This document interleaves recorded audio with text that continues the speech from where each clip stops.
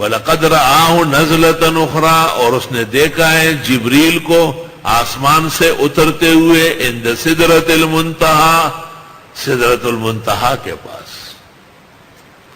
سدرہ بیری کا ایک درخت ہے 7ویں آسمان میں، اور اس کی شاخیں ہر آسمان سے نظر آتی ہے۔ اللہ تعالیٰ کا کوئی حکم امر نہیں اس پر نازل ہوتا ہے۔